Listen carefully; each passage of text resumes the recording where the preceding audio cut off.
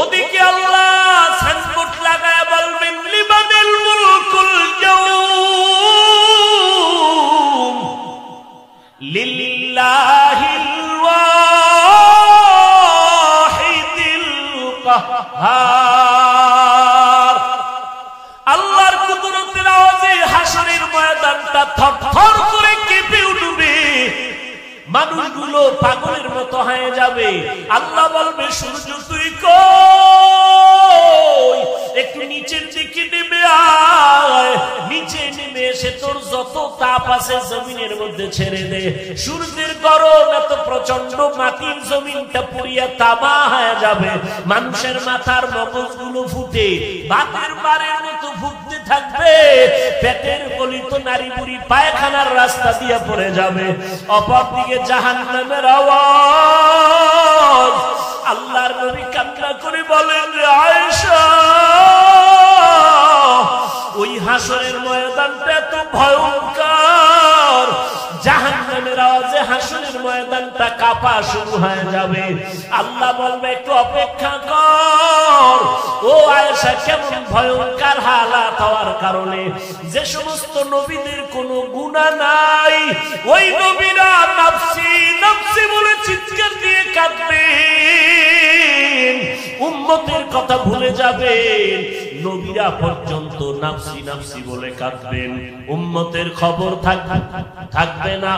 আর বলবে আল্লাহ আমারে বাঁচাও বাঁচাও, সূর্যের গরম সহ্য করতে পারি না, জাহান্নামের আগুনের হাওয়া গরম সহ্য করতে পারি না, ওদিকে জমিনটা তামা সহ্য করা যায় না।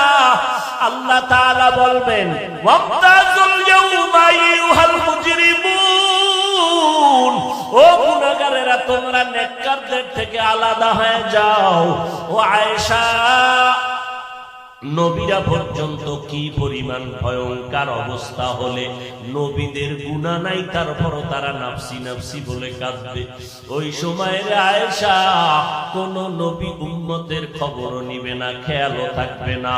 আদম নবী উম্মতের ভুলিয়া নাফসি বলে কাঁদবেন, মুসা নবী উম্মতের কথা ভুলিয়া নাফসি নাফসি বলে কান্না করবেন, ইব্রাহিম নবী উম্মতের ভুলিয়া নাফসি নাফসি বলে কাঁদবে।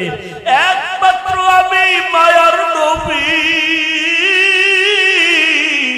ওই হাসরের ময়দানে আমার নাফসি বলে কাঁদবো না, আমি একটা আওয়াজ দিব উম্মতি উম্মতি, ও আমার উম্মতেরা তোরা কই, আয় আয়, আমি মুহাম্মদ দাঁড়াইয়া আছি। একটা উম্মত জাহান্নামে থাকা অবস্থায় আমি জান্নাতের ময়দানে যাব না। ওরে নবীর আশিকের দল, এখন কি সেই নবীরে চিনতে পারো নাই? আমার নবী এখনো মদিনায়, উম্মতের কথা ভুলে নাই। ফেরেশতারা প্রত্যেক উম্মতের খবর আমার নবীর দরবারে পৌঁছায় দিতেছে। রে উম্মত, কোন হালাতে জীবনটা চালাইতেছো?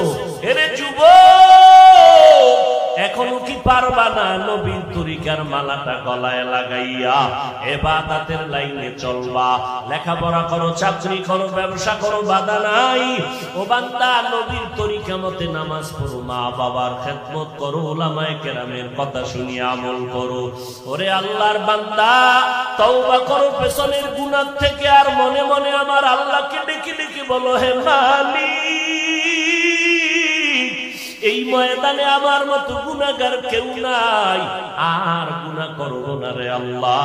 আমার মা বাবা, স্ত্রী, পরিবার কেউ জানেন আমি কত বড় অন্যায়কারী। আজ তওবা করলাম, নামাজ ছাড়বো না, দাড়ি কাটবো না, বেপরদায় চলবো না।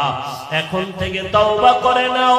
তোমার আমার মতো যুবক স্কুল কলেজে পড়ে, চাকরি করে, ব্যবসা করে, র্যাব আর্মি পুলিশ বিডিআরের চাকরি করে, ড্রাইভারি করে, শ্রমিকের কাজ করে, নদীর মধ্যে মাছ ধরে, জমিনে কৃষি কাজ করে, দাড়িওয়ালা যুবক নামাজির অভাব নাই। তুমি কেন পারবা না রে বাবা? আল্লাহর মহব্বত নিয়ে তওবা করো।